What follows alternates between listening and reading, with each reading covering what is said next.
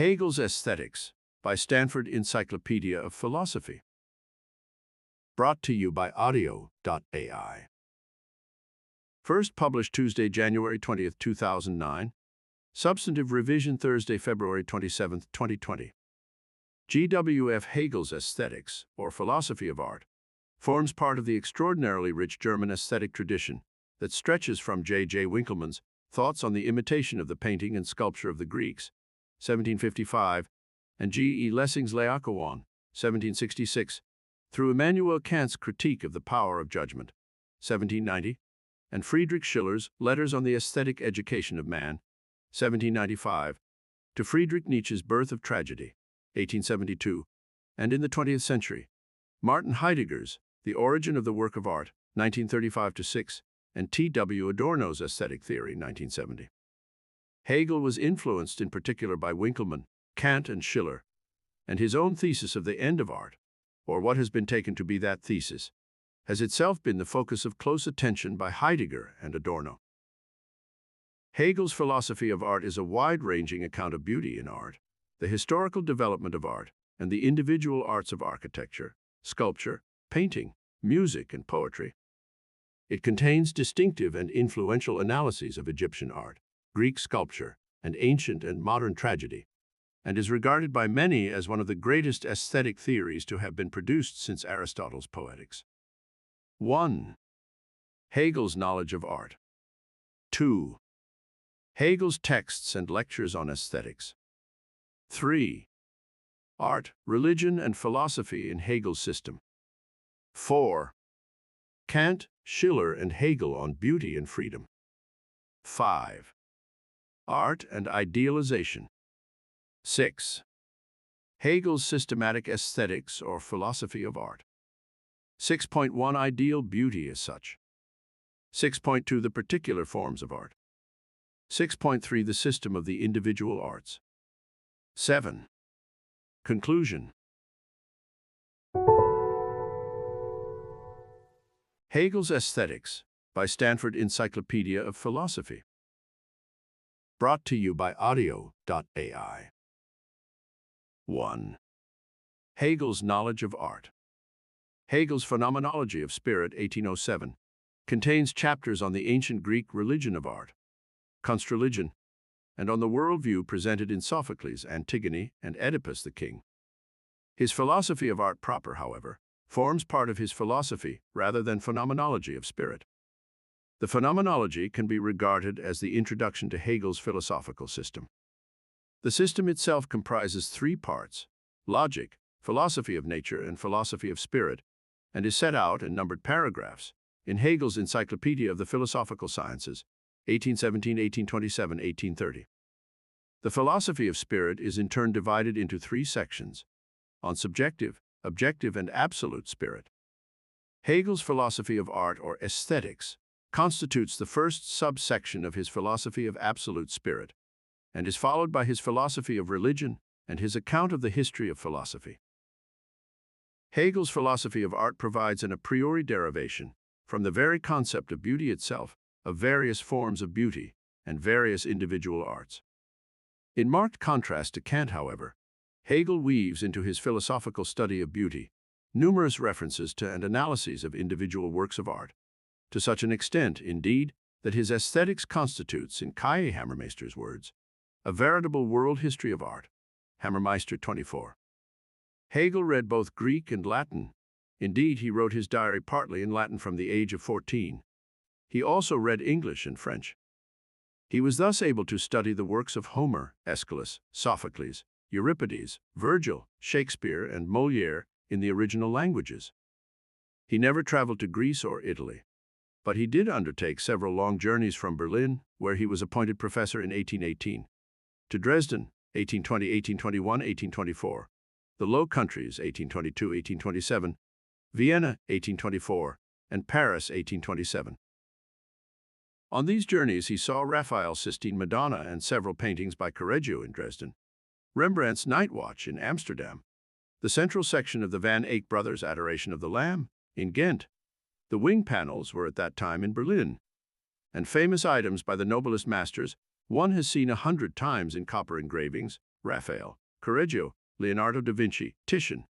In Paris, Hegel, the letters, 654.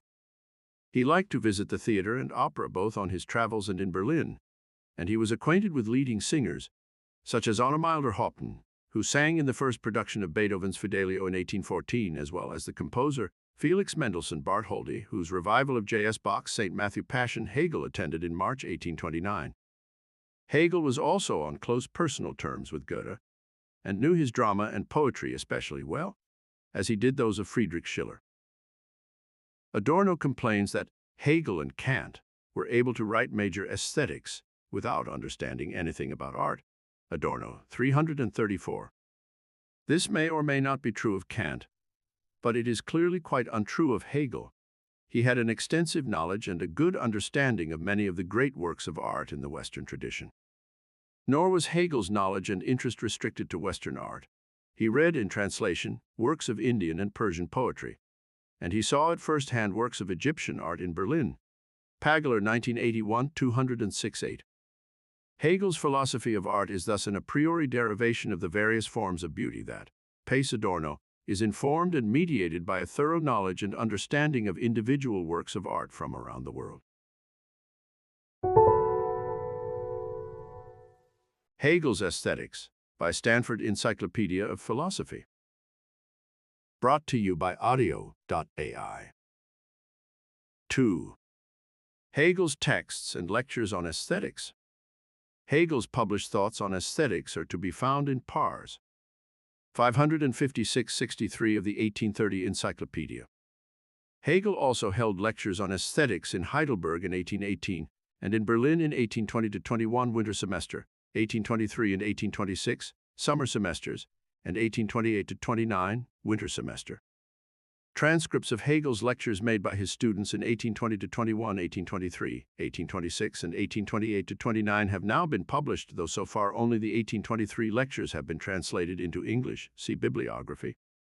In 1835, and then again in 1842, one of Hegel's students, Heinrich Gustav Hotho, published an edition of Hegel's lectures on aesthetics, based on a manuscript of Hegel's, now lost, and a series of lecture transcripts. This is available in English as G.W.F. Hegel, Aesthetics. Lectures on Fine Art trans. T.M. Knox, 2 volumes. Oxford Clarendon Press, 1975. Most of the secondary literature on Hegel's aesthetics, in English and German, makes reference to Hotho's edition. Yet according to one of the leading specialists on Hegel's aesthetics, Anne-Marie Gethman-Seifert, Hotho distorted Hegel's thought in various ways. He gave Hegel's account of art a much stricter systematic structure than Hegel himself had given it, and he supplemented Hegel's account with material of his own. Knie 13, XV. Gethman-Seifert argues, therefore, that we should not rely on Hotho's edition for our understanding of Hegel's aesthetics, but should instead base our interpretation on the available lecture transcripts. Since Hegel's manuscript, on which Hotho based much of his edition, has been lost, it is no longer possible to determine with certainty to what extent, if at all, Hotho did in fact distort Hegel's account of art. It should also be noted that Gethman-Seifert's own interpretation of Hegel's aesthetics has been called into question. See Holgate 1986. Nevertheless, Gethman-Seifert is right to encourage readers with a knowledge of German to consult the published transcripts, since they contain a wealth of important material, and in some cases material that is missing from the Hotho edition, such as the brief reference to Caspar David Friedrich in the 1820-21 lectures, Vo 192. Hegel's philosophy of art has provoked considerable debate since his death in 1831.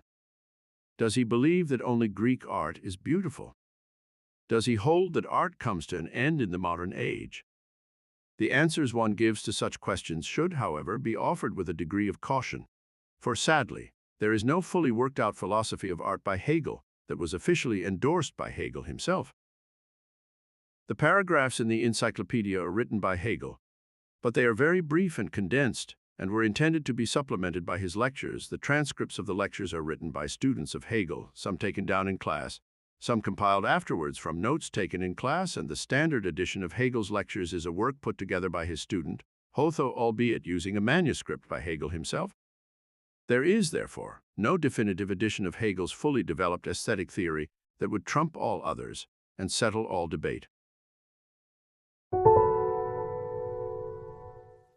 Hegel's Aesthetics by Stanford Encyclopedia of Philosophy. Brought to you by Audio.ai. 3. Art, Religion, and Philosophy in Hegel's System. Hegel's philosophy of art forms part of his overall philosophical system. In order to understand his philosophy of art, therefore, one must understand the main claims of his philosophy as a whole. Hegel argues in his speculative logic that being is to be understood as self-determining reason, or idea, ID. In the philosophy of nature, however, he goes on to show that logic tells only half the story. For such reason is not something abstract, is not a disembodied logos, but takes the form of rationally organized matter. What there is, according to Hegel, is thus not just pure reason, but physical, chemical, and living matter that obeys rational principles. Life is more explicitly rational than mere physical matter because it is more explicitly self-determining. Life itself becomes more explicitly rational and self-determining when it becomes conscious and self-conscious, that is, life that can imagine, use language, think, and exercise freedom. Such self-conscious life Hegel calls spirit, Geist. Reason, or the idea, comes to be fully self-determining and rational, therefore, when it takes the form of self-conscious spirit. This occurs, in Hegel's view, with the emergence of human existence. Human beings, for Hegel, are thus not just accidents of nature, they are reason itself, the reason inherent in nature, that has come to life and come to consciousness of itself. Beyond human beings, or other finite rational beings that might exist on other planets, there is no self-conscious reason in Hegel's universe. In his philosophy of objective spirit, Hegel analyzes the institutional structures that are required if spirit, that is, humanity, is to be properly free and self-determining. These include the institutions of right, the family, civil society, and the state. In the philosophy of absolute spirit, Hegel then analyzes the different ways in which spirit articulates its ultimate, absolute understanding of itself. The highest, most developed, and most adequate understanding of spirit is attained by philosophy, the bare bones of whose understanding of the world have just been sketched. Philosophy provides an explicitly rational, conceptual understanding of the nature of reason, or the idea. It explains precisely why reason must take the form of space, time, matter, life, and self-conscious spirit. In religion, above all in Christianity, spirit gives expression to the same understanding of reason and of itself as philosophy. In religion, however, the process whereby the idea becomes self-conscious spirit is represented in images and metaphors as the process whereby God becomes the Holy Spirit dwelling in humanity. Furthermore, this process is one in which we put our faith and trust. It is the object of feeling and belief rather than conceptual understanding. In Hegel's view, philosophy and religion, which is to say, Hegel's own speculative philosophy and Christianity, both understand the same truth. Religion, however, believes in a representation of the truth, whereas philosophy understands that truth with complete conceptual clarity. It may seem strange that we would need religion if we have philosophy. Surely the latter makes the former redundant. For Hegel, however, humanity cannot live by concepts alone, but also needs to picture, imagine, and have faith in the truth. Indeed, Hegel claims that it is in religion above all that a nation defines what it considers to be true. Lectures on the Philosophy of World History, 105. Art, for Hegel, also gives expression to spirit's understanding of itself. It differs from philosophy and religion, however, by expressing spirit's self-understanding not in pure concepts or in the images of faith, but in and through objects that have been specifically made for this purpose by human beings. Such objects, conjured out of stone, wood, color, sound, or words, render the freedom of spirit visible or audible to an audience. In Hegel's view, this sensuous expression of free spirit constitutes beauty. The purpose of art for Hegel is thus the creation of beautiful objects in which the true character of freedom is given sensuous expression. The principal aim of art is not, therefore, to imitate nature, to decorate our surroundings, to prompt us to engage in moral or political action, or to shock us out of our complacency. It is to allow us to contemplate and enjoy created images of our own spiritual freedom, images that are beautiful precisely because they give expression to our freedom. Art's purpose, in other words, is to enable us to bring to mind the truth about ourselves, and so to become aware of who we truly are. Art is there not just for art's sake, but for beauty's sake, that is, for the sake of a distinctively sensuous form of human self-expression and self-understanding. Hegel's Aesthetics, by Stanford Encyclopedia of Philosophy. Brought to you by Audio.ai. 4. Kant, Schiller, and Hegel on beauty and freedom. Hegel's close association of art with beauty and freedom shows his clear indebtedness to Kant and Schiller. Kant also maintained that our experience of beauty is an experience of freedom. He argued, however, that beauty is not itself an objective property of things. When we judge that a natural object or a work of art is beautiful, on Kant's view, we are indeed making a judgment about an object, but we are asserting that the object has a certain effect on us and that it should have the same effect on all who view it. The effect produced by the beautiful object is to set our understanding and imagination in free play with one another, and it is the pleasure generated by this free play that leads us to judge the object to be beautiful. Kant 98:102-3. In contrast to Kant, Schiller understands beauty to be a property of the object itself. It is the property, possessed by both living beings and works of art, of appearing to be free when in fact they are not. As Schiller puts it in the Callias letters, beauty is freedom in appearance, autonomy in appearance. Schiller 151. Schiller insists that freedom itself is something noumenal, to use Kant's terminology, and so can never actually manifest itself in the realm of the senses. We can never see freedom at work in or embodied in the world of space and time. In the case of beautiful objects, therefore, whether they are the products of nature or human imagination, it is all that matters that the object appears as free, not that it really is so. Schiller 151. Hegel agrees with Schiller, against Kant, that beauty is an objective property of things. In his view, however, beauty is the direct sensuous manifestation of freedom, not merely the appearance or imitation of freedom. It shows us what freedom actually looks like and sounds like when it gives itself sensuous as expression, albeit with varying degrees of idealization. Since true beauty is the direct sensuous expression of the freedom of spirit, it must be produced by free spirit for free spirit, and so cannot be a mere product of nature. Nature is capable of a formal beauty, and life is capable of what Hegel calls sensuous beauty. pk 197, but true beauty is found only in works of art that are freely created by human beings to bring before our minds what it is to be free spirit. Beauty, for Hegel, has certain formal qualities. It is the unity or harmony of different elements in which these elements are not just arranged in a regular symmetrical pattern, but are unified organically. Hegel gives an example of genuinely beautiful form in his discussion of Greek sculpture. The famous Greek profile is beautiful, we are told, because the forehead and the nose flow seamlessly into one another, in contrast to the Roman profile, in which there is a much sharper angle between the forehead and nose. Aesthetics 2:727-30. Beauty, however, is not just a matter of form, it is also a matter of content. This is one of Hegel's most controversial ideas, and is one that sets him at odds with those modern artists and art theorists who insist that art can embrace any content we like, and indeed, can dispense with content altogether. As we have seen, the content that Hegel claims is central and indispensable to genuine beauty, and therefore genuine art, is the freedom and richness of spirit.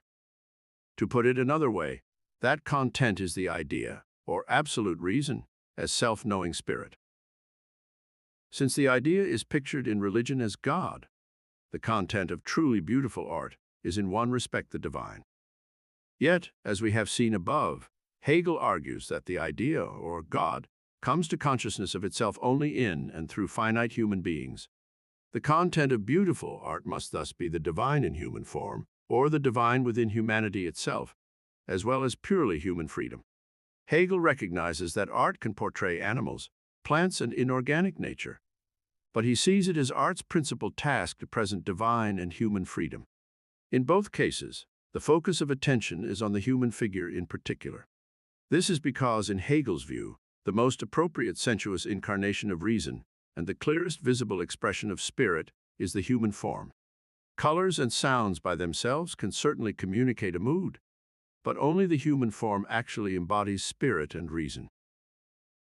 Truly beautiful art thus shows us sculpted, painted, or poetic images of Greek gods or of Jesus Christ, that is, the divine in human form, or it shows us images of free human life itself. Hegel's Aesthetics, by Stanford Encyclopedia of Philosophy. Brought to you by Audio.ai. 5. Art and idealization. Art, for Hegel, is essentially figurative. This is not because it seeks to imitate nature, but because its purpose is to express and embody free spirit, and this is achieved most adequately through images of human beings. We will consider the exceptions to this, architecture and music, below. More specifically, art's role is to bring to mind truths about ourselves and our freedom that we often lose sight of in our everyday activity. Its role is to show us or remind us of the true character of freedom.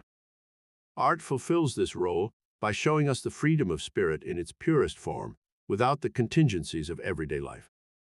That is to say, art at its best presents us not with the all-too familiar dependencies and drudgery of daily existence, but with the ideal of freedom. See Aesthetics 155-6. This ideal of human and divine freedom constitutes true beauty and is found above all, Hegel claims, in ancient Greek sculptures of gods and heroes. Note that the work of idealization is undertaken not, like modern fashion photography, to provide an escape from life into a world of fantasy, but to enable us to see our freedom more clearly. Idealization is undertaken, therefore, in the interests of a clearer revelation of the true character of humanity and of the divine. The paradox is that art communicates truth through idealized images of human beings, and indeed, in painting, through the illusion of external reality. It is worth noting at this stage that Hegel's account of art is meant to be both descriptive and normative. Hegel thinks that the account he gives describes the principal features of the greatest works of art in the Western tradition, such as the sculptures of Phidias or Praxiteles, or the dramas of Aeschylus or Sophocles. At the same time, his account is normative insofar as it tells us what true art is. There are many things that we call art: cave paintings, a child's drawing, Greek sculpture, Shakespeare's plays, adolescent love poetry, and in the 20th century, Carl André's bricks. Not everything called art deserves the name, however, because not everything so-called does what true art is meant to do, namely, give sensuous expression to free spirit and thereby create works of beauty.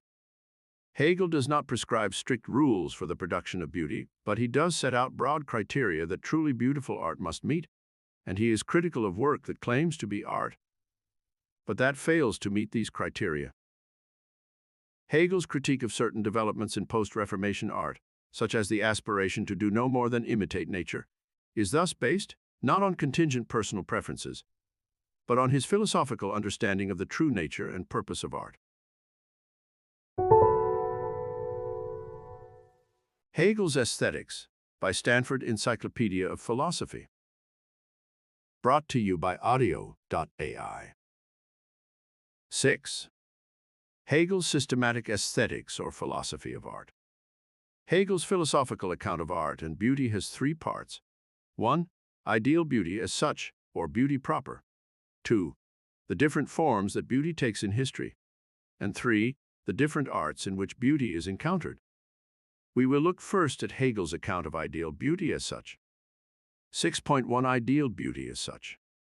Hegel is well aware that art can perform various functions. It can teach, edify, provoke, adorn, and so on. His concern, however, is to identify art's proper and most distinctive function. This, he claims, is to give intuitive, sensuous expression to the freedom of spirit. The point of art, therefore, is not to be realistic, to imitate or mirror the contingencies of everyday life, but to show us what divine and human freedom look like. Such sensuous expression of spiritual freedom is what Hegel calls the ideal, or true beauty.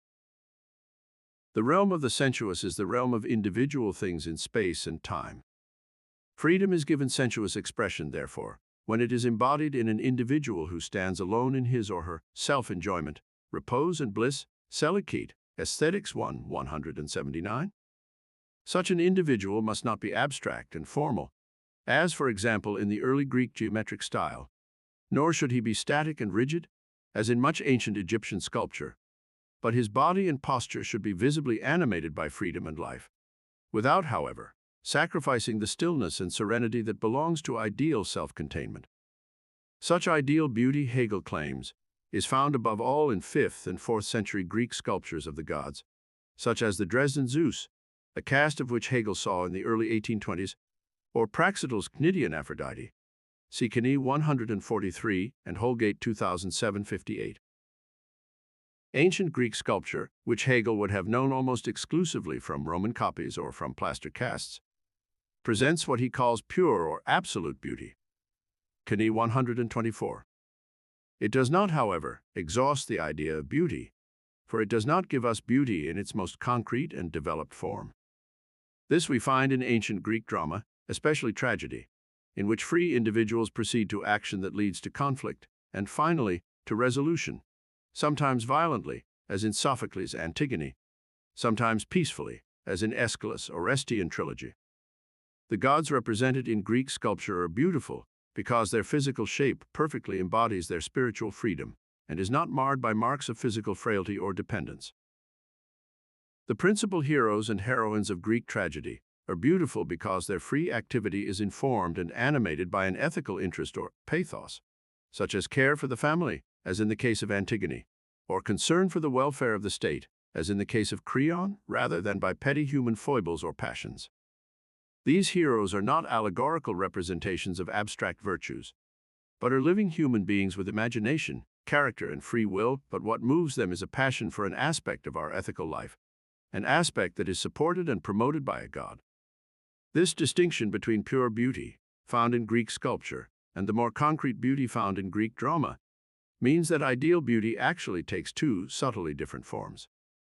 Beauty takes these different forms because pure sculptural beauty, though it is the pinnacle of art's achievement, has a certain abstractness about it. Beauty is the sensuous expression of freedom, and so must exhibit the concreteness, animation, and humanity that are missing, for example, in Egyptian sculpture. Yet since pure beauty, as exemplified by Greek sculpture, is spiritual freedom immersed in spatial, bodily shape, it lacks the more concrete dynamism of action in time, action that is animated by imagination and language. This is what lends a certain abstractness, and indeed coldness, to pure beauty. Knie 57-125. If art's role is to give sensuous expression to true freedom, however, it must move beyond abstraction towards concreteness. This means that it must move beyond pure beauty to the more concrete and genuinely human beauty of drama. These two kinds of ideal beauty thus constitute the most appropriate objects of art, and taken together, form what Hegel calls the center, middle punct, of art itself. Knie 126. Hegel's Aesthetics, by Stanford Encyclopedia of Philosophy. Brought to you by Audio.ai. 6.2 The particular forms of art. Hegel also acknowledges that art can indeed must both fall short of and go beyond such ideal beauty. It falls short of ideal beauty when it takes the form of symbolic art, and it goes beyond such beauty when it takes the form of romantic art. The form of art that is characterized by works of ideal beauty itself is classical art.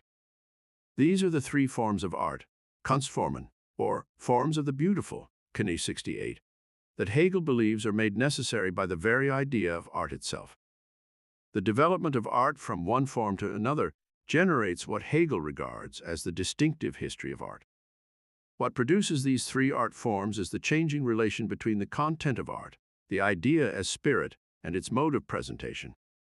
The changes in this relation are in turn determined by the way in which the content of art is itself conceived. In symbolic art, the content is conceived abstractly, such that it is not able to manifest itself adequately in a sensuous, visible form. In classical art, by contrast, The content is conceived in such a way that it is able to find perfect expression in sensuous visible form. In romantic art, the content is conceived in such a way that it is able to find adequate expression in sensuous visible form, and yet also ultimately transcends the realm of the sensuous and visible. Classical art is the home of ideal beauty proper, whereas romantic art is the home of what Hegel calls the beauty of inwardness, Schönheit der Innigkeit, or, as Knox translates it, beauty of deep feeling. Aesthetics 1, 531. Symbolic art, by contrast, falls short of genuine beauty altogether. This does not mean that it is simply bad art. Hegel recognizes that symbolic art is often the product of the highest level of artistry. Symbolic art falls short of beauty because it does not yet have a rich enough understanding of the nature of divine and human spirit. The artistic shapes it produces are deficient, therefore, because the conceptions of spirit that underlie it, conceptions that are contained above all in religion, are deficient. Knie 68. 6.2.1 Symbolic art. Hegel's account of symbolic art encompasses the art of many different civilizations and shows his considerable understanding of and appreciation for non-Western art. Not all of the types of symbolic art Hegel discusses, however, are fully and properly symbolic. So what connects them all? The fact that they all belong to the sphere of what Hegel calls pre-art, Vorkunst, Knie 73. Art proper, for Hegel, is the sensuous expression or manifestation of free spirit in a medium, such as metal, stone, or color, that has been deliberately shaped or worked by human beings into the expression of freedom. The sphere of pre-art comprises art that falls short of art proper in some way. This is either because it is the product of a spirit that does not yet understand itself to be truly free, or because it is the product of a spirit that does have a sense of its own freedom, but does not yet understand such freedom to involve the manifestation of itself in a sensuous medium that has been specifically shaped to that end. In either case, compared to genuine art, pre-art rests on a relatively abstract conception of spirit. Hegel's intention in his account of symbolic art is not to comment exhaustively on every kind of pre-art there is. He says nothing, for example, about prehistoric art, such as cave painting, nor does he discuss Chinese art or Buddhist art, even though he discusses both Chinese religion and Buddhism in his lectures on the philosophy of religion. Hegel's aim in his account of symbolic art is to examine the various kinds of art that are made necessary by the very concept of art itself, the stages through which art has to pass on its journey from pre-art to art proper. The first stage is that in which spirit is conceived as being in an immediate unity with nature. This stage is encountered in the ancient Persian religion of Zoroastrianism. The Zoroastrians, Hegel claims, believe in a divine power, the good, but they identify this divinity with an aspect of nature itself, namely with light. Light does not symbolize or point to a separate God or good. Rather, in Zoroastrianism, as Hegel understands it, light is the good, is God. Aesthetics 1, 325. Light is thus the substance in all things, and that which gives life to all plants and animals. This light, Hegel tells us, is personified as Ormusd, or Ahura Mazda. Unlike the God of the Jews, however, Ormusd is not a free, self-conscious subject. He, or it, is the good in the form of light itself, and so is present in all sources of light, such as the sun, stars, and fire. The question we have to ask, Hegel remarks, is whether seeing the good as light, or giving utterance to such an intuition, counts as art. Knie 76. In Hegel's view, it does not do so for two reasons. On the one hand, the good is not understood to be free spirit that is distinct from, but manifests itself in the light. On the other hand, the sensuous element in which the good is present, the light itself, is understood not to be something shaped or produced by free spirit for the purpose of its self-expression, but simply to be a given feature of nature with which the good is immediately identical. In the Zoroastrian vision of the good as light, we encounter the sensuous presentation, Darstelle of the divine. Knie 76. This vision, however, does not constitute a work of art, even though it finds expression in well-crafted prayers and utterances. The second stage in the development of pre-art is that in which there is an immediate difference between spirit and nature. This is found, in Hegel's view, in Hindu art. The difference between the spiritual and the natural means that the spiritual, i.e. the divine, cannot be understood, as in Persia, to be simply identical with some immediately given aspect of nature. On the other hand, Hegel claims, the divine in Hinduism is conceived in such an abstract and indeterminate way that it acquires determinate form only in and through something immediately sensuous, external and natural. The divine is thus understood to be present in the very form of something sensuous and natural. As Hegel puts it in his 1826 lectures on aesthetics, natural objects, the human being, animals, are revered as divine. Kani 79. Hindu art marks the difference between the spiritual, or divine, and the merely natural by extending, exaggerating, and distorting the natural forms in which the divine is imagined to be present. The divine is portrayed not in the purely natural form of an animal or human being, therefore, but in the unnaturally distorted form of an animal or human being. Shiva is portrayed with many arms, for example, and Brahma with 4 faces. Hegel notes that such portrayal involves the work of shaping or forming the medium of expression. Kani 78. In that sense, one can speak of Hindu art. He claims, however, that Hindu art does not fulfill the true purpose of art, because it does not give appropriate and adequate shape to free spirit, and thereby create images of beauty. Rather, it simply distorts the natural shape of animals and human beings to the point at which they become ugly, unsewn, monstrous, grotesque, or bizarre. Kani 78-84. In order to show that the divine or spiritual, which cannot be understood except in terms of the natural and sensuous, is at the same time different from, and finds no adequate expression in, the realm of the natural and sensuous. Hindu divinity is inseparable from natural forms, but it indicates its distinctive presence by the unnaturalness of the natural forms it adopts. Hegel's judgment on Hindu art does not mean, by the way, that he finds no merit at all in such art. He remarks on the splendor of Hindu art, and on the most tender feeling, and the wealth of the finest sensuous naturalness that such art can display. He insists, however, that Hindu art fails to reach the height of art, in which spirit is shown to be free in itself and is given appropriate natural visible shape. Kani 84. The third stage in the development of pre-art is that of genuinely symbolic art, in which shapes and images are deliberately designed and created to point to a determinate and quite separate sphere of interiority, interliquid. Kani 86.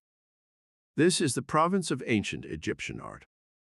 The Egyptians, Hegel tells us, were the first people to fixieren, the idea of spirit as something inward that is separate and independent in itself. Kani 85. In this context, he refers to Herodotus, who maintained that the Egyptians were the first people to put forward the doctrine of the immortality of the soul. Herodotus 145-123. Spirit, as Hegel understands it, in his philosophy of subjective and objective spirit, is the activity of externalizing and expressing itself in images, words, actions, and institutions. With the idea of spirit as interiority, therefore, there necessarily comes the drive to give an external shape to this inner spirit, that is, to produce a shape for spirit from out of spirit itself. The drive to create shapes and images, works of art, through which the inner realm can make itself known, is thus an instinct in the Egyptians that is deeply rooted in the way they understand spirit. In this sense, in Hegel's view, Egyptian civilization is a more profoundly artistic civilization than that of the Hindus. Aesthetics 1354. Kani 86. Egyptian art, however, is only symbolic art, not art in its full sense. This is because the created shapes and images of Egyptian art do not give direct, adequate expression to spirit, but merely point to or symbolize an interiority that remains hidden from view.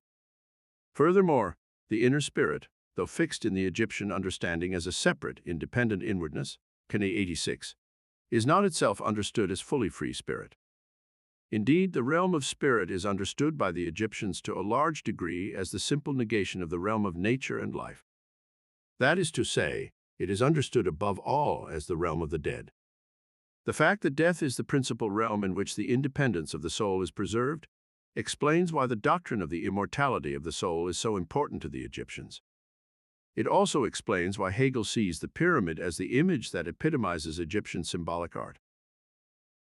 The pyramid is a created shape that hides within it something separate from it, namely a dead body. It thus serves as the perfect image of Egyptian symbols which point to, but do not themselves reveal and express, a realm of interiority that is independent, but still lacks the freedom and life of genuine spirit.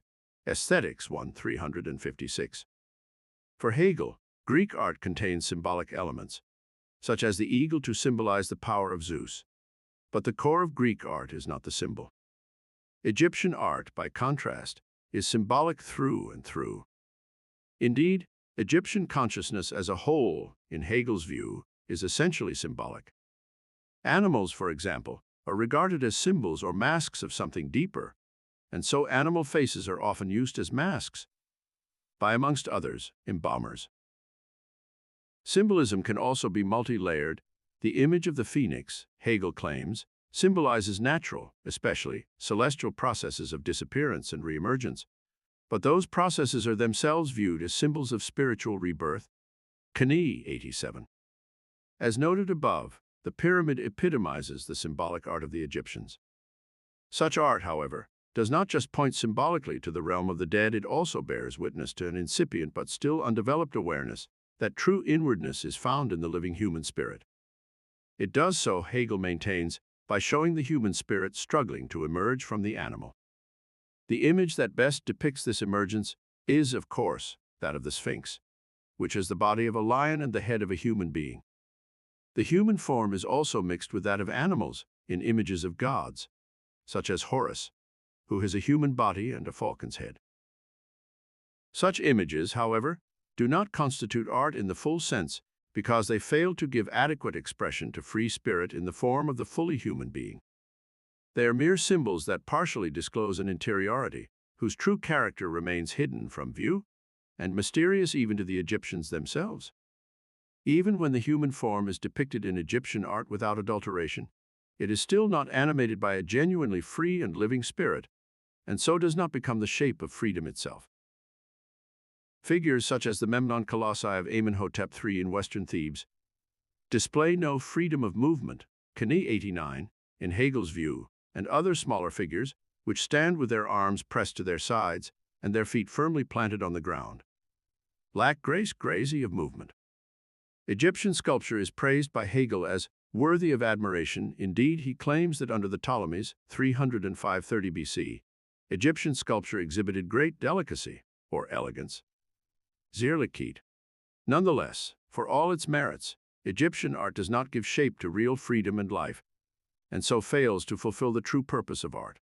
The fourth stage of pre-art is that in which spirit gains such a degree of freedom and independence that spirit and nature fall apart. Knie 89. This stage is in turn subdivided into three. The first subdivision comprises sublime art, the poetic art of the Jewish people. In Judaism, Hegel maintains, spirit is understood to be fully free and independent. This freedom and independence is, however, attributed to the divine rather than the human spirit. God is thus conceived as a free spiritual subject, Knie 75, who is the creator of the world and the power over everything natural and finite. That which is natural and finite is, by contrast, regarded as something negative in relation to God. That is, as something that does not exist for its own sake, but that has been created to serve God. Knie 90. Judaic spirituality, in Hegel's view, is not capable of producing works of true beauty because the Jewish God transcends the world of nature and finitude and cannot manifest itself in that world and be given visible shape in it. Jewish poetry, the Psalms, gives expression rather to the sublimity of God by praising and exalting Him as the source of all things. At the same time, such poetry gives brilliant, Glanz-End expression to the pain and fear felt by the sinful in relation to their Lord. Knie 91. The second subdivision of this fourth stage of pre-art comprises what Hegel calls Oriental pantheism, and is found in the poetry of Islamic Arabs, Persians, and Turks. Knie 93. Such as the Persian lyric poet Hafiz, German Hafiz, c. 1310–1389. In such pantheism, God is also understood to stand sublimely above and apart from the realm of the finite and natural, but His relation to that realm is held to be affirmative rather than negative. The divine raises things to their own magnificence, fills them with spirit, gives them life, and in this sense is actually immanent in things. Aesthetics 1, 368. Knie 93. This in turn determines the relation that the poet has to objects. For the poet, too, is free and independent of things, but also has an affirmative relation to them. That is to say, he feels an identity with things and sees his own untroubled freedom reflected in them. Such pantheism thus comes close to genuine art, for it uses natural objects, such as a rose, as poetic images, Wilder, of its own feeling of cheerful, blessed inwardness, Knie 94.5. The pantheistic spirit remains, however, free within itself in distinction from and in relation to natural objects. It does not create shapes of its own, such as the idealized figures of the Greek gods, in which its freedom comes directly into view. Note, by the way, that in the Hotho edition of Hegel's Lectures on Aesthetics, pantheistic Islamic poetry is placed before rather than after the poetry of Judaism. See Aesthetics 1, 364-77. The third subdivision of the fourth stage of pre-art is that in which there is the clearest break between spirit and the realm of the natural or sensuous. At this stage, the spiritual aspect, that which is inner and, as it were, invisible, takes the form of something quite separate and distinct. It is also something finite and limited, an idea or meaning entertained by human beings. The sensuous element is in turn something separate and distinct from the meaning. It has no intrinsic connection to the meaning, but is, as Hegel puts it, external to that meaning. The sensuous element, the pictorial or poetic image, is thus connected with the meaning by nothing but the subjective wit or imagination of the poet. Knie 95. This occurs, Hegel maintains, in fables, parables, allegories, metaphors, and similes. This third subdivision is not associated with any particular civilization, but is a form of expression that is found in many different ones.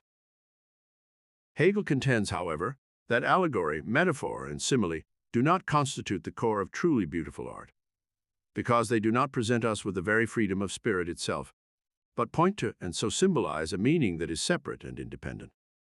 A metaphor, such as Achilles is a lion, does not embody the spirit of the individual hero in the way that a Greek sculpture does, but is a metaphor for something that is distinct from the metaphor itself. See Aesthetics 1, 402-8. Knie 104. Hegel's account of symbolic art, or pre-art, draws widely on the work of other writers, such as his former colleague at Heidelberg, Georg Friedrich Hegel, the author of Symbolism and Mythology of Ancient Peoples, especially the Greeks, 1810-12. Hegel's account is not meant to be strictly historical, but rather to place the various forms of pre-art discussed in a logical relation to one another. This relation is determined by the degree to which, in each form of pre-art, spirit and nature, or the sensuous, are differentiated from one another. To recapitulate, in Zoroastrianism, spirit and nature are in immediate identity with one another, as the light. In Hindu art, there is an immediate difference between the spiritual, the divine, and nature, but the spiritual remains abstract and indeterminate in itself, and so can be brought to mind only through images of natural things, unnaturally distorted. In Egyptian art, the spiritual is again different from the realm of the merely natural and sensuous. In contrast to the indeterminate divinity of the Hindus, however, Egyptian spirituality, in the form of the gods and of the human soul, is fixed, separate, and determinate in itself. The images of Egyptian art thus point symbolically to a realm of spirit that remains hidden from direct view. The spirit to which such symbolic images point, however, lacks genuine freedom and life, and is often identified with the realm of the dead. In the sublime poetry of the Jews, God is represented as transcendent and as a free spiritual subject. Finite human beings, however, are portrayed in a negative relation to God in that they are created to serve and praise God, and are pained by their own sinfulness. In the sublime poetry of Oriental pantheism, God is once again portrayed as transcendent. But, in contrast to Judaism, God and finite things are shown to stand in an affirmative relation to one another. Things are infused with spirit and life by God. The poet's relation to things is, accordingly, one in which his own free spirit finds itself reflected in the natural things around him.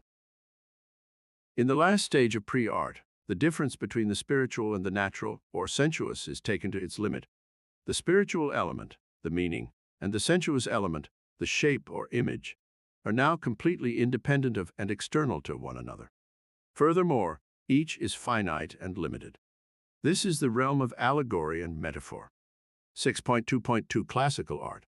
Hegel does not deny the magnificence or elegance of pre-art, but he maintains that it falls short of art proper.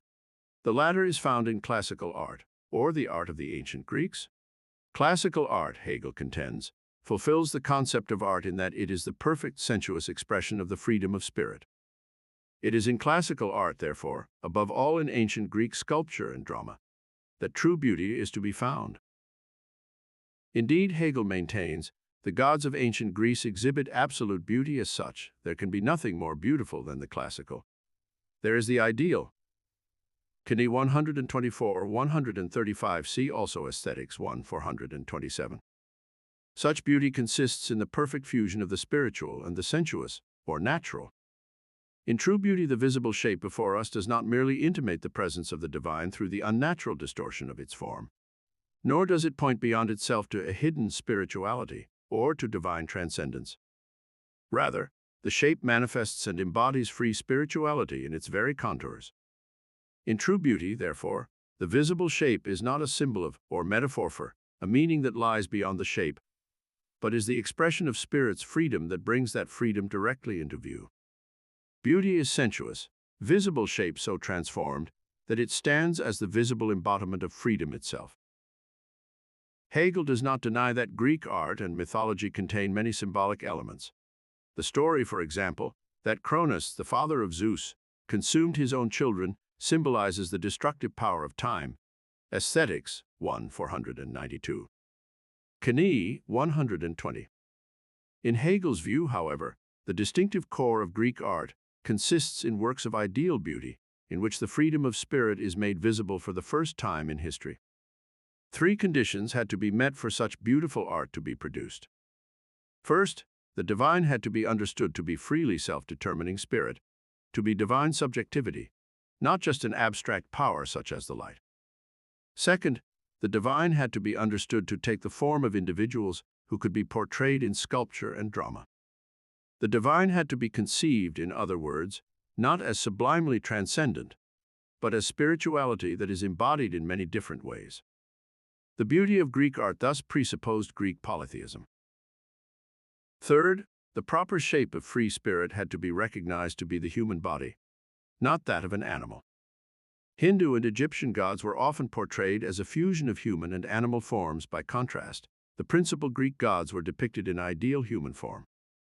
Hegel notes that Zeus would sometimes take on animal form, for example, when he was engaged in seduction, but he sees Zeus' transformation of himself into a bull for the purpose of seduction as a lingering echo of Egyptian mythology in the Greek world. See Kni 119-20, in which Hegel confuses Io, who in another story was herself changed into a white cow by Zeus to protect her from the jealous Hera, with Europa, who was the object of Zeus' love in the story Hegel has in mind. Not only do Greek art and beauty presuppose Greek religion and mythology, but Greek religion itself requires art in order to give a determinate identity to the gods. As Hegel notes, following Herodotus, it was the poets Homer and Hesiod who gave the Greeks their gods, and Greek understanding of the gods was developed and expressed above all in their sculpture and drama, rather than in distinctively theological writings. Kni 123-4. Greek religion thus took the form of what Hegel in the Phenomenology called a religion of art. Moreover, Greek art achieved the highest degree of beauty in Hegel's view, precisely because it was the highest expression of the freedom of spirit enshrined in Greek religion. Although Greek sculpture and drama achieved unsurpassed heights of beauty, such art did not give expression to the deepest freedom of the spirit. This is because of a deficiency in the Greek conception of divine and human freedom. Greek religion was so well suited to aesthetic expression because the gods were conceived as free individuals who were wholly at one with their bodies and their sensuous life. In other words, they were free spirits still immersed in nature. Kni 132-3. In Hegel's view, however, a deeper freedom is attained when the spirit withdraws into itself out of nature and becomes pure self-knowing interiority. Such an understanding of spirit is expressed, according to Hegel, in Christianity. The Christian God is thus pure self-knowing spirit and love, who created human beings so that they too may become such pure spirit and love. With the emergence of Christianity comes a new form of art, romantic art.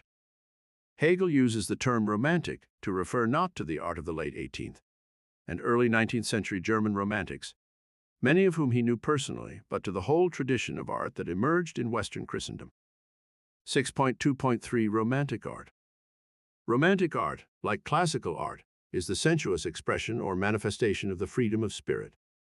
It is thus capable of genuine beauty. The freedom it manifests, however, is a profoundly inward freedom that finds its highest expression and articulation not in art itself, but in religious faith and philosophy.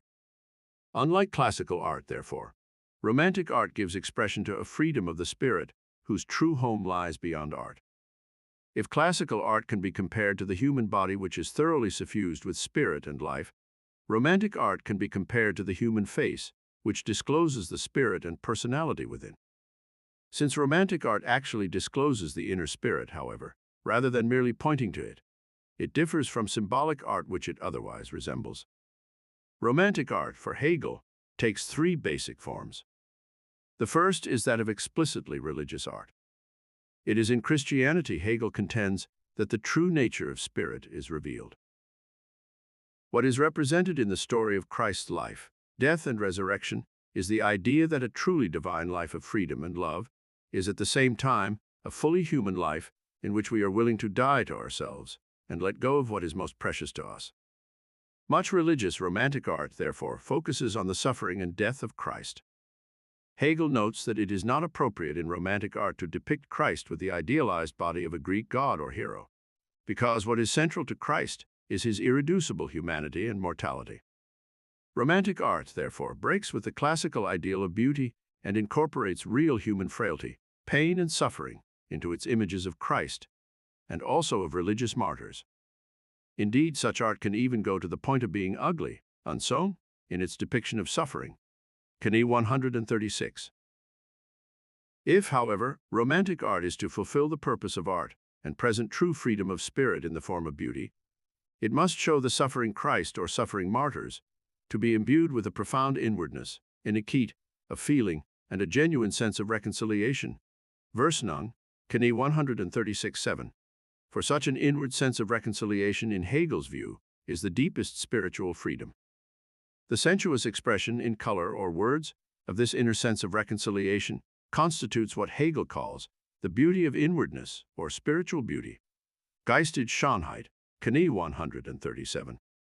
Strictly speaking, such spiritual beauty is not as consummately beautiful as classical beauty, in which the spirit and the body are perfectly fused with one another. Spiritual beauty, however, is the product of and reveals a much more profound inner freedom of spirit than classical beauty, and so moves and engages us much more readily than do the relatively cold statues of Greek gods. The most profound spiritual beauty in the visual arts is found, in Hegel's view, in painted images of the Madonna and Child, for in these what is expressed is the feeling of boundless love. Hegel had a special affection for the paintings of the Flemish primitives, Jan van Eyck and Hans Memling, whose work he saw on his visits to Ghent and Bruges in 1827. Hegel, the letters 661-2, but he also held Raphael in high regard, and was particularly moved by the expression of pious, modest mother love in Raphael's Sistine Madonna, which he saw in Dresden in 1820. Knie 39. Pagler et al. 1981, 142. Greek sculptors portrayed Niobe as simply petrified in her pain at the loss of her children. By contrast, the painted images of the Virgin Mary are imbued by Van Eyck and Raphael with an eternal love and a soulfulness that Greek statues can never match. Knie 142-184. The second fundamental form of romantic art identified by Hegel depicts what he calls the secular virtues of the free spirit. Aesthetics 1553. Knie 135. These are not the ethical virtues displayed by the heroes and heroines of Greek tragedy. They do not involve a commitment to the necessary institutions of freedom, such as the family or the state. Rather, they are the formal virtues of the romantic hero, that is to say, they involve a commitment by the free individual, often grounded in contingent choice or passion, to an object or another person. Such virtues include that of romantic love, which concentrates on a particular contingent person, loyalty towards an individual that can change if it is to one's advantage, and courage, which is often displayed in the pursuit of personal ends, such as rescuing a damsel in distress, but can also be displayed in the pursuit of quasi-religious ends, such as the hunt for the Holy Grail. Knie 143-4. Such virtues are found primarily in the world of medieval chivalry, and are subjected to ridicule, Hegel points out, in Cervantes' Don Quixote. Aesthetics 1 591-2. Knie 150.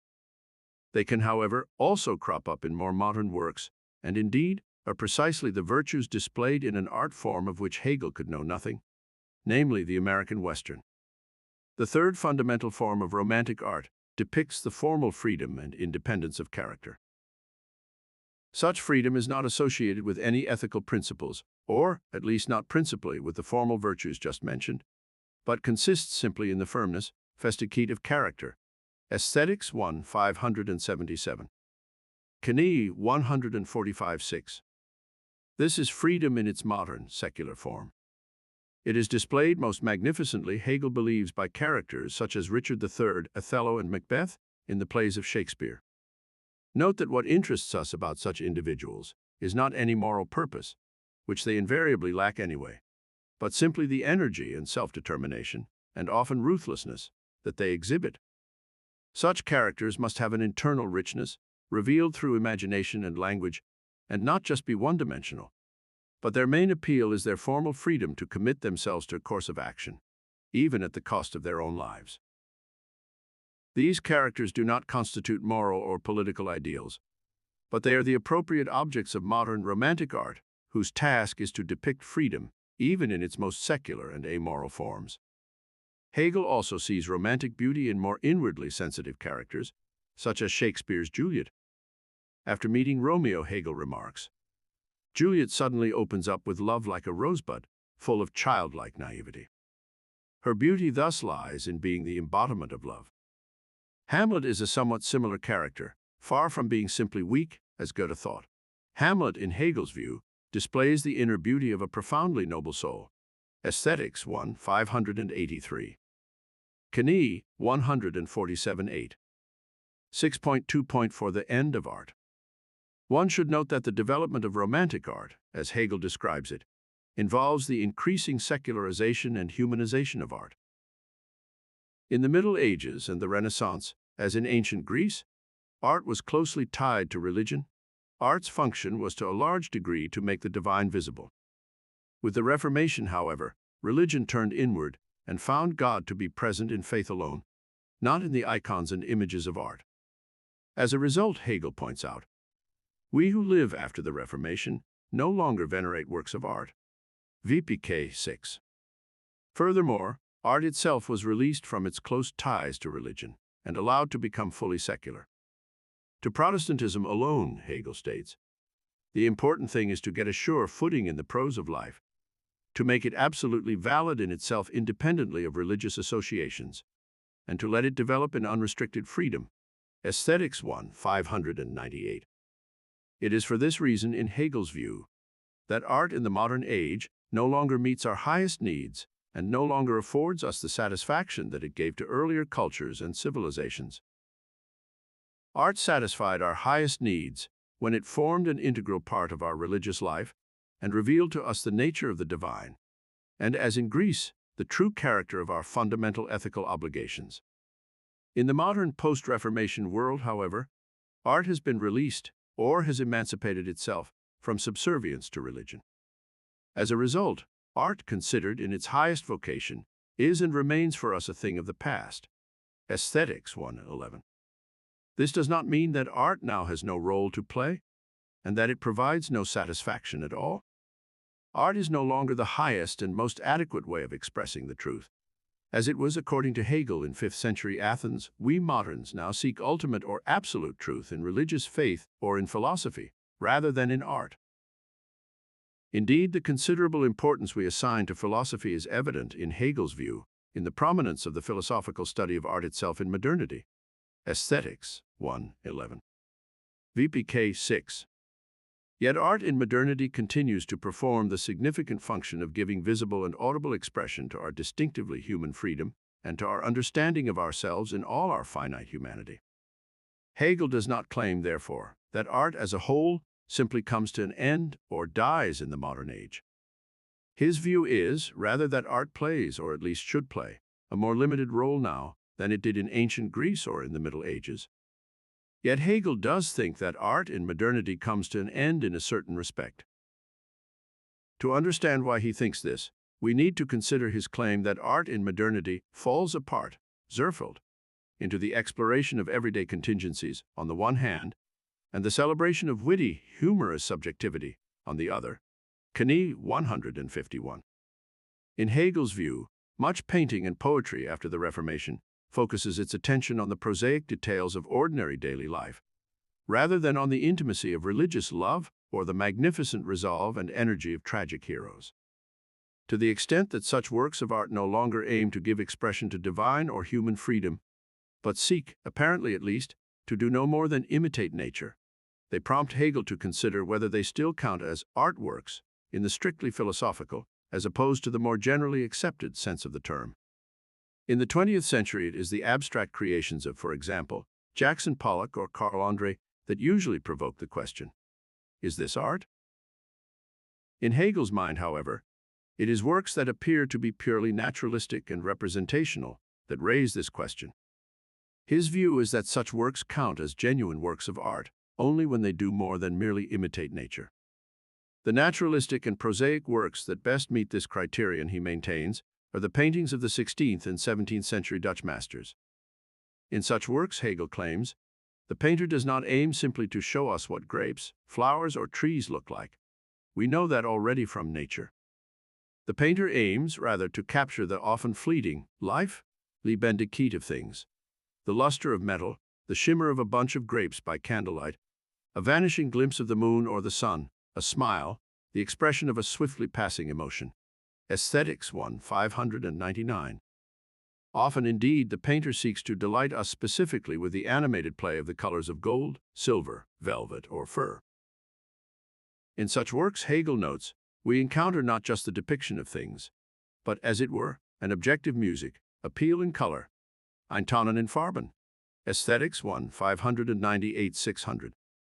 A genuine work of art is the sensuous expression of divine or human freedom and life. Paintings that are no more than prosaic, naturalistic depictions of everyday objects or human activity would thus appear to fall short of genuine art. Dutch artists, however, turn such depictions into true works of art precisely by imbuing objects with the fullness of life. In so doing, Hegel claims, they give expression to their own sense of freedom, comfort, and contentment, and their own exuberant subjective skill. Aesthetics 1, 599. Knie 152. The paintings of such artists may lack the classical beauty of Greek art, but they exhibit magnificently the subtle beauties and delights of everyday modern life. A much more overt expression of subjectivity is found by Hegel in works of modern humor. Such witty, ironic, humorous subjectivity, one we might now describe as anarchic, manifests itself in playing or sporting with objects, deranging and perverting material and rambling to and fro, and in the criss-cross movement of subjective expressions, views, and attitudes, whereby the author sacrifices himself and his topics alike. Aesthetics 1, 601. Hegel claims that works of true humor, such as Lawrence Stern's Tristram Shandy, 1759, succeed in making what is substantial emerge out of contingency. Their triviality thus affords precisely the supreme idea of depth. Aesthetics 1, 602. In other works, by contrast, such as those of Hegel's contemporary Jean-Paul Richter, all we encounter is the Baroque mustering of things objectively furthest removed from one another, and the most confused, disorderly jumbling of topics related only in his own subjective imagination. Aesthetics 1, 601. In such works, we do not see human freedom giving itself objective expression, but rather witness subjectivity destroying and dissolving everything that proposes to make itself objective and win a firm shape for itself in reality. Aesthetics 1, 601. To the extent that works of humor do not give body to true self-determining freedom in life, or afford the supreme idea of depth, but merely manifest the power of arbitrary, subjective wit to subvert the settled order, such works, in Hegel's view, no longer count as genuine works of art. Consequently, when the subject lets itself go in this way, art thereby comes to an end. So hort damit die Kunst auf. Knie 153. In this respect, Hegel does after all proclaim that art comes to an end in modernity.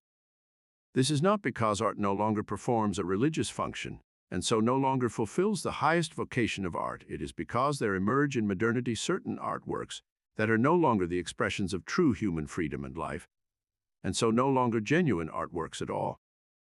As was noted above, however, this does not mean that art as a whole comes to an end in the early 19th century. Art, in Hegel's view, still has a future. We may well hope, he says, that art will always rise higher and come to perfection. Aesthetics 103. For Hegel, the distinctive character of genuine art in contemporary and future modernity, and thus of genuinely modern art, is twofold. On the one hand, it remains bound to give expression to concrete human life and freedom. On the other hand, it is no longer restricted to any of the three art forms. That is to say, it does not have to observe the proprieties of classical art, or explore the intense emotional inwardness, or heroic freedom, or comfortable ordinariness that we find in romantic art. Modern art, for Hegel, can draw on features of any of the art forms, including symbolic art, in its presentation of human life. Indeed, it can also present human life and freedom indirectly through the depiction of nature. The focus of modern art, therefore, does not have to be on one particular conception of human freedom rather than another. The new holy of holies in art is humanity itself, humanus, that is, the depths and heights of the human heart as such, mankind in its joys and sorrows, its strivings, deeds, and fates. Aesthetics 607. Modern art, in Hegel's view, thus enjoys an unprecedented freedom to explore the infinity of the human heart in manifold ways. Vo 181. For this reason, there is little that Hegel can say about the path that art should take in the future. That is for artists to decide. Hegel's judgment that modern artists are, and are quite rightly, free to adopt whatever style they please, has surely been confirmed by the history of art since Hegel's death in 1831. There is reason to suspect, however, that Hegel might not have welcomed many of the developments in post-Hegelian art.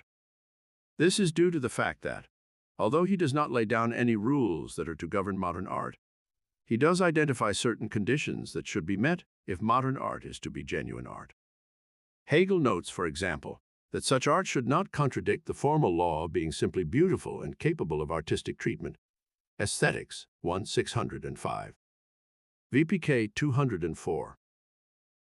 He insists that modern artists should draw their content from their own human spirit, and that nothing that can be living lebendig in the human breast is alien to that spirit. He also remarks that modern art may represent everything in which the human being as such is capable of being at home. Heimisch. Aesthetics 607. These may appear to be fairly innocuous conditions, but they suggest that certain post-Hegelian artworks would not count in Hegel's eyes as genuine works of art. These might include works that by no stretch of the imagination can be called beautiful, such as some of the paintings of Willem de Kooning or Francis Bacon, or works in which it is evidently hard to feel very much at home, such as the writings of Franz Kafka. Hegel's account of the different arts, such as sculpture and painting, also suggests that he would not have regarded the move from figurative to abstract visual art as appropriate. Netherlandish and Dutch painters excelled in the creating of objective music through the play of colors. Yet they did so not in the abstract, but in the very depiction of concrete, identifiable objects. Robert Pippin takes a different view on this last point. See Pippin 2007. From a 20th or 21st century point of view, Hegel's stance may well look conservative. From his point of view, however, he was trying to understand what conditions would have to be met for works of art to be genuine works of art and genuinely modern. The conditions that Hegel identified, namely that art should present the richness of human freedom and life, and should allow us to feel at home in its depictions, are ones that many modern artists, for example, impressionists such as Monet, Sisley, and Pissarro, have felt no trouble in meeting. For others, these conditions are simply too restrictive. They have thus taken modern art in a direction in which, from a Hegelian perspective, it has ceased to be art in the true sense any longer. Hegel's Aesthetics by Stanford Encyclopedia of Philosophy. Brought to you by Audio.ai. 6.3 The System of the Individual Arts. Art, in Hegel's account, not only undergoes a historical development, from symbolic art through classical art to romantic and then modern art, but also differentiates itself into different arts. Each art has a distinctive character and exhibits a certain affinity with one or more of the art forms. Hegel does not provide an exhaustive account of all recognized arts. He says little, for example, about dance and nothing, obviously, about cinema, but he examines the 5 arts that he thinks are made necessary by the very concept of art itself. 6.3.1 Architecture. Art, we recall, is the sensuous expression of divine and human freedom. If it is to demonstrate that spirit is indeed free, it must show that spirit is free in relation to that which is itself unfree, spiritless and lifeless, that is, three-dimensional, inorganic matter, weighed down by gravity. Art must, therefore, be the transformation of such brute, heavy matter into the expression of spiritual freedom, or what Hegel calls the forming of the inorganic. VPK 209. The art that gives heavy matter the explicit form of spiritual freedom, and so works stone and metal into the shape of a human being or a god, is sculpture. Architecture, by contrast, gives matter an abstract, inorganic form created by human understanding. It does not animate matter in the manner of sculpture, but invests matter with strict regularity, symmetry, and harmony. Knie 155-166. In so doing, architecture turns matter not into the direct sensuous expression of spiritual freedom, but into an artificially and artfully shaped surrounding for the direct expression of spiritual freedom in sculpture. The art of architecture fulfills its purpose, therefore, when it creates classical temples to house statues of the gods. VPK 221. Hegel points out, however, that prior to the emergence of classical architecture in ancient Greece, architecture took the more primitive form of independent, selbstständig, or symbolic architecture. Aesthetics 2-635. Knie 159. The constructions that fall into this category do not house or surround individual sculptures, like classical Greek temples, but are themselves partly sculptural and partly architectural. They are works of architectural sculpture or sculptural architecture. Such constructions are sculptural insofar as they are built for their own sake and do not serve to shelter or enclose something else. They are works of architecture, however, insofar as they are overtly heavy and massive and lack the animation of sculpture. They are also sometimes arranged in rows, like columns, with no distinctive individuality. Some of these works of independent architecture have regular inorganic, geometrical shapes, such as the Temple of Bel described by Herodotus.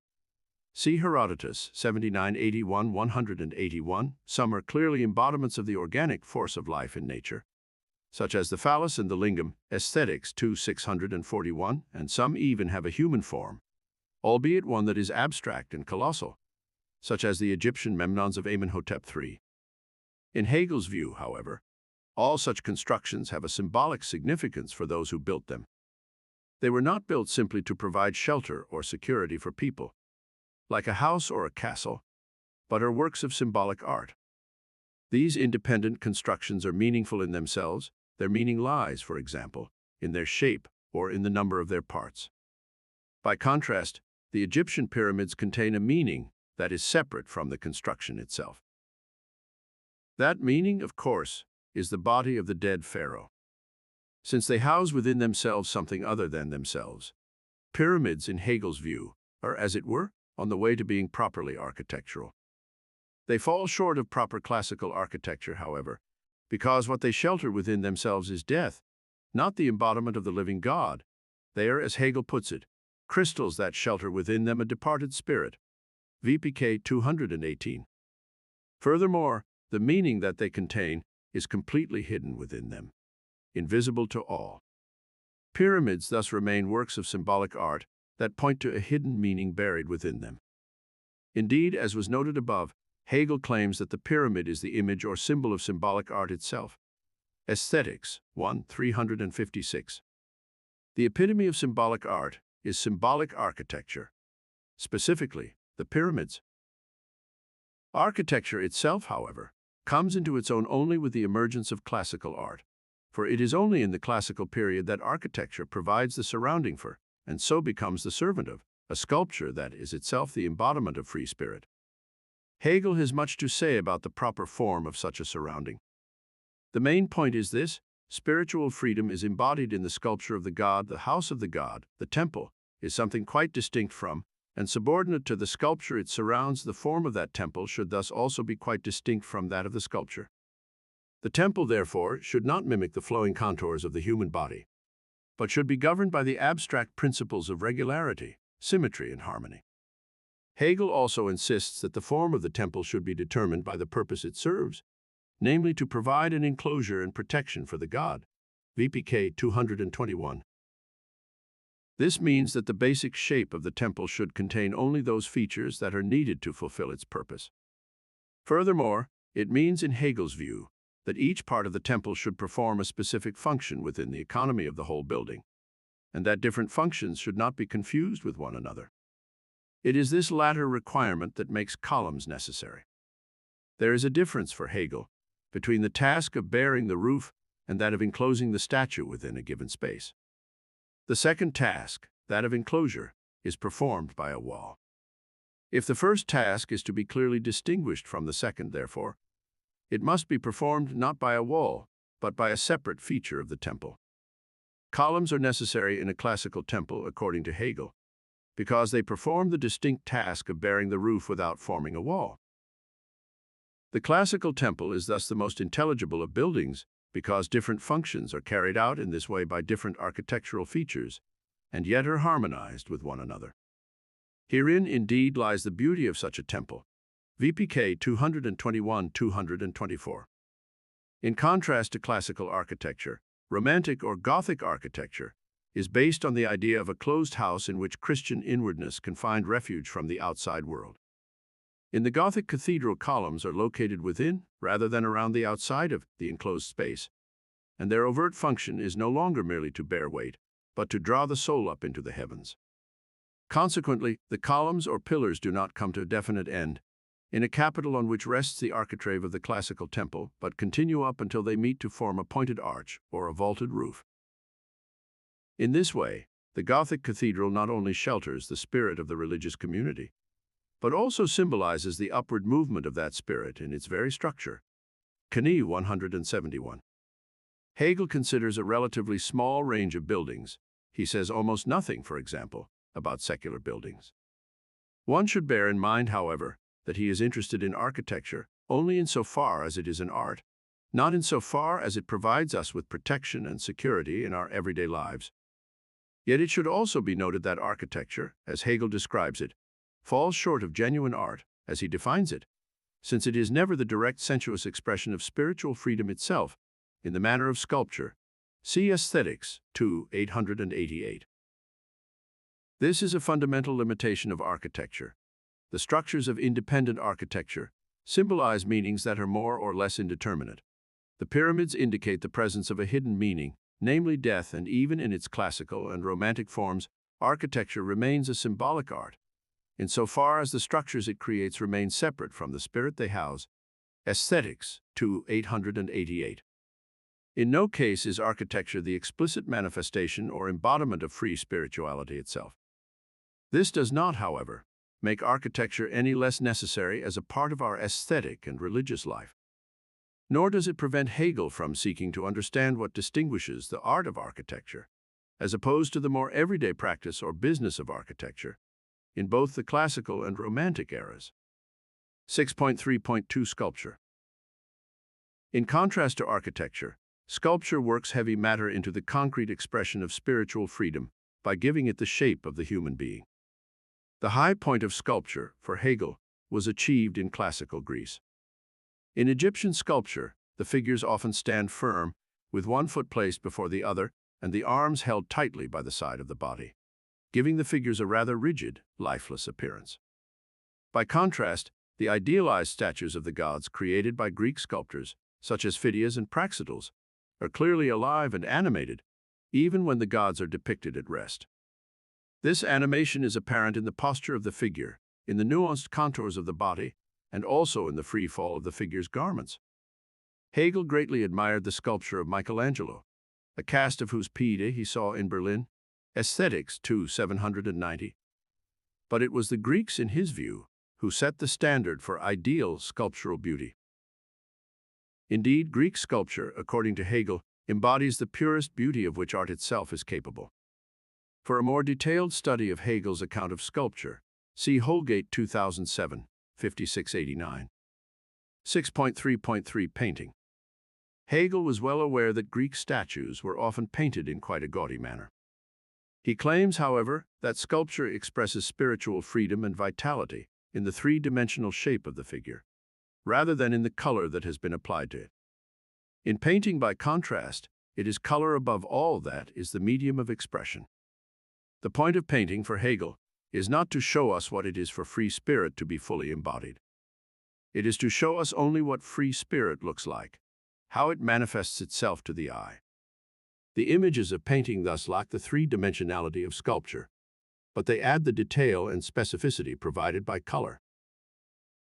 Hegel acknowledges that painting reached a degree of perfection in the classical world, but he maintains that it is best suited to the expression of romantic Christian spirituality and the secular freedom of post-Reformation modernity.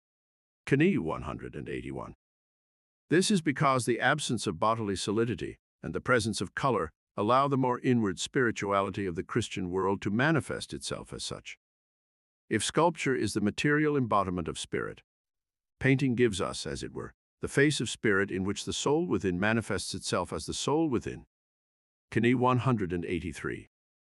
Painting, however, is also able, unlike sculpture, to set divine and human spirit in relation to its external environment. It is able to include within the painted image itself the natural landscape and the architecture by which Christ, the Virgin Mary, the saints or secular figures are surrounded. Aesthetics 2:854. Indeed, Hegel argues that painting, in contrast to sculpture, which excels in presenting independent, freestanding individuals, is altogether more suited to showing human beings in their relations both to their environment and to one another. Hence the prominence in painting of, for example, depictions of the love between the Virgin Mary and the Christ child. Hegel's account of painting is extraordinarily rich and wide-ranging. He has particular praise for Raphael, Titian, and the Dutch masters, and, as noted earlier, is especially interested in the ways in which painters can combine colors to create what he calls objective music. Aesthetics 1:599-600. It should be noted, however, that Hegel sees the abstract play of colors as an integral part of the depiction of free human beings, and does not suggest that painting should ever become purely abstract and musical, as it did in the 20th century. 6.3.4 Music. The next art in Hegel's system of the individual arts is music itself. It too comes into its own in the period of Romantic art. Like sculpture and painting, but unlike architecture, music gives direct expression to free subjectivity. Yet music goes even further in the direction of expressing the inwardness of subjectivity by dropping the dimensions of space altogether. It thus gives no enduring visual expression to such subjectivity, but expresses the latter in the organized succession of vanishing sounds. Music, for Hegel, originates in the immediate uttering of feeling, or what he calls interjection, the ah and oh of the heart. Aesthetics 2:903. Yet music is more than just a cry of pain or a sigh. It is an organized, developed, cadenced interjection. Music is thus not just a sequence of sounds for its own sake, but is the structured expression in sounds of inner subjectivity. Through rhythm, harmony, and melody, music allows the soul to hear its own inner movement and to be moved in turn by what it hears. It is spirit, soul, which resounds immediately for itself and feels satisfied in hearing itself. In Irem Citronen, Aesthetics 2:939, translation altered. Music expresses and allows us to hear and enjoy the movement of the soul in time through difference and dissonance back into its unity with itself. It also expresses and moves us to various different feelings, such as love, longing, and joy. Aesthetics 2:940. In Hegel's view, however, the purpose of music is not only to arouse feelings in us, but, as in all genuine art, to enable us to enjoy a sense of reconciliation and satisfaction in what we encounter. This, Hegel contends, is the secret of truly ideal music, the music of Palestrina, Gluck, Haydn, and Mozart. Even in the deepest grief, tranquility of soul is never missing. Grief is expressed there too, but it is assuaged at once. Everything is kept firmly together in a restrained form so that jubilation does not degenerate into a repulsive uproar. And even a lament gives us the most blissful tranquility. Aesthetics 2, 939. Hegel notes that music is able to express feelings with a special clarity when it is accompanied by a poetic text, and he had a particular love of both church music and opera. Interestingly, however, he argues that in such cases it is really the text that serves the music, rather than the other way around, for it is the music above all that expresses the profound movements of the soul. Aesthetics 2, 934. Yet music does not have to be accompanied by a text. It can also be independent instrumental music. Such music also fulfills the aim of art by expressing the movements of the soul and moving the soul in turn to emotions in sympathy with it. Aesthetics 2, 894. Over and above this expression, however, independent music pursues the purely formal development of themes and harmonies for its own sake. This, in Hegel's view, is a perfectly appropriate, indeed necessary, thing for music to do. The danger he sees, however, is that such formal development can become completely detached from the musical expression of inward feeling and subjectivity, and that, as a result, music can cease being a genuine art and become mere artistry. Music, as it were, loses its soul and becomes nothing but skill and virtuosity in compilation. Aesthetics 2, 906. At this point, music no longer moves us to feel anything, but simply engages our abstract understanding. It thereby becomes the province of the connoisseur and leaves the layman, who likes most in music, the intelligible expression of feelings and ideas, Aesthetics 2, 953, behind. Hegel admits that he is not as well versed in music as he is in the other arts he discusses. He has a deep appreciation, however, for the music of J.S. Bach, Handel, and Mozart, and his analyses of musical rhythm, harmony, and melody are highly illuminating. He was familiar with, though critical of, the music of his contemporary Carl Maria von Weber, and he had a particular affection for Rossini. Aesthetics 1, 159 to 949. Surprisingly, he never makes any mention of Beethoven. 6.3.5 Poetry. The last art that Hegel considers is also an art of sound, but sound understood as the sign of ideas and inner representations, sound as speech. This is the art of poetry, poesy in the broad sense of the term. Hegel regards poetry as the most perfect art, Knie 197, because it provides the richest and most concrete expression of spiritual freedom, in contrast to sculpture which, in its classical form, gives us the purest ideal beauty. Poetry is capable of showing spiritual freedom, both as concentrated inwardness and as action in space and time. It is equally at home in symbolic, classical, and romantic art, and in this sense, is the most unrestricted of the arts. Aesthetics 2, 626. Poetry for Hegel is not simply the structured presentation of ideas, but the articulation of ideas in language, indeed in spoken, rather than just written language. An important aspect of the art of poetry, and what clearly marks it off from prose, is thus the musical ordering of words themselves or versification. In this respect, Hegel claims, there are important differences between classical and romantic art. The ancients place more emphasis on rhythmic structure in their verse, whereas in Christendom, especially in France and Italy, greater use is made of rhyme. Knie 201.4. The three basic forms of poetry identified by Hegel are epic, lyric, and dramatic poetry. 6.3.5.1 Epic and lyric poetry. Epic poetry presents spiritual freedom, that is, free human beings, in the context of a world of circumstances and events. In the epic, Hegel states, individuals act and feel, but their actions are not independent.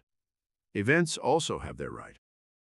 What is described in such poetry, therefore, is a play between actions and events. Knie 208.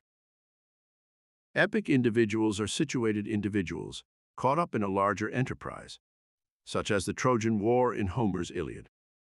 What they do is thus determined as much by the situation in which they find themselves as by their own will, and the consequences of their actions are to a large degree at the mercy of circumstances.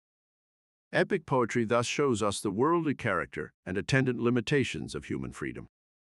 In this respect, Hegel notes, Alexander the Great would not have made a good subject for epic poetry, because his world was his army, his creation under his control, and so was not truly independent of his will. Knie 213. Among the great epic poems Hegel discusses are Homer's Odyssey, Dante's Divine Comedy, and the medieval Spanish poem El Cid. Much of what he has to say about the epic, however, is based on his reading of Homer's Iliad. In the modern period, Hegel maintains, the epic gives way to the novel. Knie 207-217. In contrast to the epic hero, the subject of lyric poetry does not undertake tasks, journeys, or adventures in the world, but simply gives expression, in hymns, odes, or songs, to the self's ideas and inner feelings. This can be done directly or via the poetic description of something else, such as a rose, wine, or another person. As always, Hegel's remarks about lyric poetry bear witness to his extraordinary erudition and to his critical acumen. He lavishes particular praise on Goethe's West Eastern Divan, 1819, but criticizes the 18th century poet Friedrich Gottlieb Klopstock for wanting to create a new poetic mythology. Aesthetics 2, 1154-7. Knie 218. 6.3.5.2 Dramatic Poetry. Dramatic poetry combines the principles of epic and lyric poetry. It shows characters acting in the world in a given situation, but their actions issue directly from their own inner will, rather than being co-determined by events beyond the agent's control. Drama thus presents the all too often self-destructive consequences of free human action itself. Drama, for Hegel, is the highest and most concrete art. Knie 205. The art in which human beings themselves are the medium of aesthetic expression. Seeing a play performed by actors, as opposed to hearing it read aloud or reading it for oneself, is thus central, in Hegel's view, to the experience of drama. Aesthetics 2, 1182-5. Knie 223-4. Drama, indeed, is the art in which all the other arts are contained, virtually or actually. The human being is the living statue. Architecture is represented by painting, or there is real architecture, and in particular in Greek drama, there is music, dance, and pantomime. Knie 223.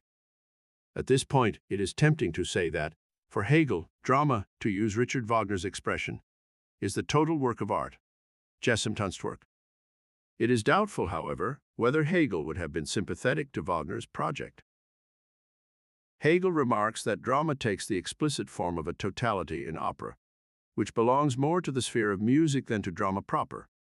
Knie 223. He has in mind in particular the operas of Gluck and Mozart. In drama as such, by contrast, language is what predominates, and music plays a subordinate role and may even be present only in the virtual form of versification. The Wagnerian idea of a music drama that is neither a straightforward opera nor a simple drama would thus appear, from Hegel's point of view, to confuse two distinct arts.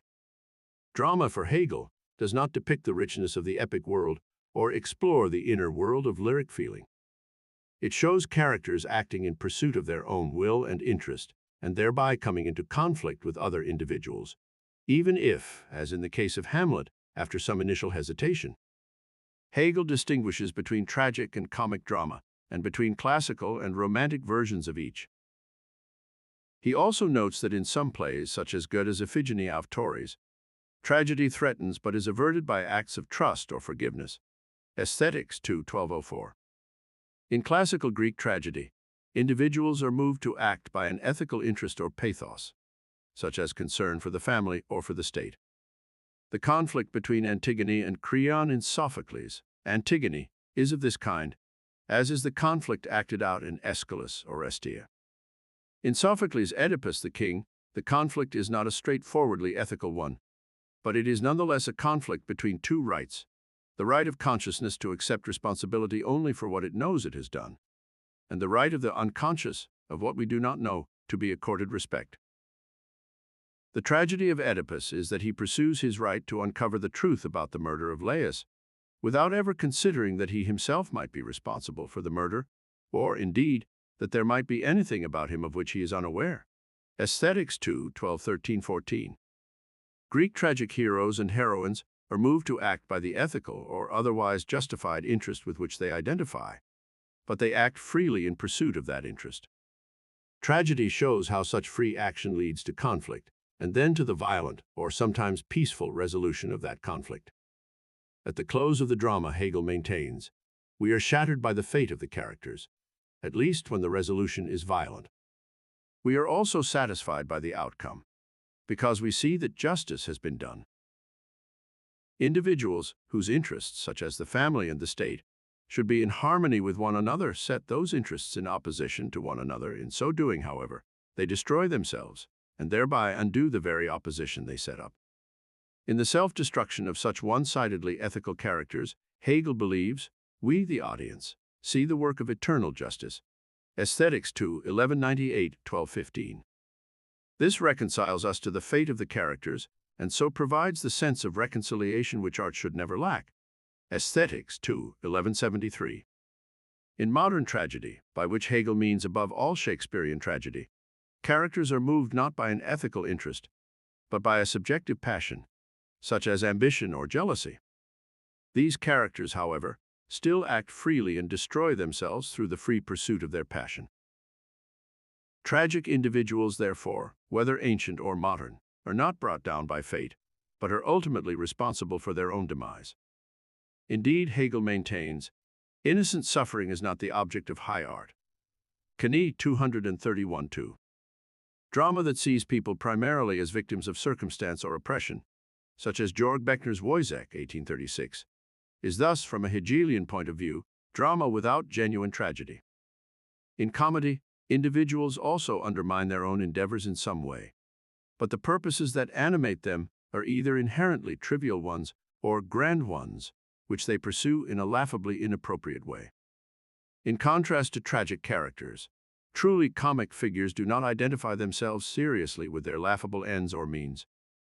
They can thus survive the frustration of their purposes, and often come to laugh at themselves in a way that tragic figures cannot.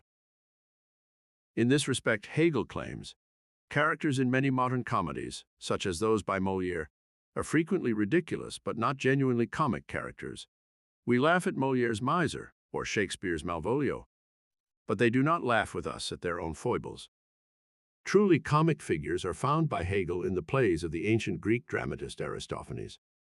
What we encounter in such plays, Hegel maintains, is an infinite lightheartedness and confidence felt by someone raised altogether above his own inner contradiction, and not bitter or miserable in it at all. This is the bliss and ease of a man who, being sure of himself, can bear the frustration of his aims and achievements. Aesthetics 2, 1200. Modern equivalents of such Aristophanic lightheartedness may be found in Verdi's Falstaff, 1893, and in the unrivaled comic genius of Homer Simpson, both of which, of course, were unknown to Hegel. Comedy, in Hegel's view, marks the dissolution of art. Aesthetics 2, 1236. Yet the way in which comedy dissolves art differs from the way in which modern ironic humor does so. Ironic humor, at least of the kind found in the work of Jean-Paul Richter, is the expression of the power of subjective notions, flashes of thought to destroy and dissolve everything that proposes to make itself objective. Aesthetics 1, 601. It is the expression of the unchallenged mastery of wit. Since Hegel does not regard such arbitrary mastery as genuine freedom, he argues that works of ironic humor in which this mastery is exhibited no longer count as genuine works of art.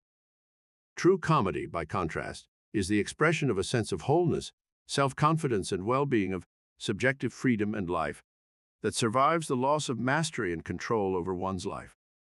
Plays that express such freedom count as genuine works of art.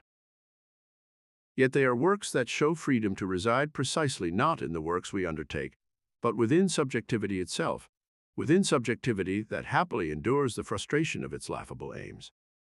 According to Hegel, the idea that true freedom is to be found in inner spirituality that is prepared to let go of, or to die to, its own selfish purposes, lies at the heart of religion, specifically of Christianity. True comedy, therefore, implicitly points beyond art to religion. It is in this way, and not by ceasing to be art, that comedy dissolves art. Comedy thus takes art to its limit. Beyond comedy, there is no further aesthetic manifestation of freedom. There is only religion and philosophy. Religion, in Hegel's view, does not make the aesthetic expression of freedom redundant. Indeed, it is often the source of the greatest art. Yet religion provides a more profound understanding of freedom than art, just as philosophy provides a clearer and more profound understanding of freedom than religion. Hegel's Aesthetics by Stanford Encyclopedia of Philosophy. Brought to you by Audio.ai. 7. Conclusion. Hegel's aesthetics has been the focus of often highly critical attention since his death from philosophers such as Heidegger, Adorno, and Gadamer. Much of this attention has been devoted to his supposed theory of the end of art. Perhaps Hegel's most important legacy, however, lies in the claims that art's task is the presentation of beauty, and that beauty is a matter of content as well as form. Beauty, for Hegel, is not just a matter of formal harmony or elegance, it is the sensuous manifestation in stone, color, sound, or words of spiritual freedom and life. Such beauty takes a subtly different form in the classical and romantic periods, and also in the different individual arts. In one form or another, however, it remains the purpose of art, even in modernity. These claims by Hegel are normative, not just descriptive, and impose certain restrictions on what can count as genuine art in the modern age. They are not, however, claims made out of simple conservatism. Hegel is well aware that art can be decorative, can promote moral and political goals, can explore the depths of human alienation, or simply record the prosaic details of everyday life, and that it can do so with considerable artistry. His concern, however, is that art that does these things without giving us beauty fails to afford us the aesthetic experience of freedom. In so doing, it deprives us of a central dimension of a truly human life.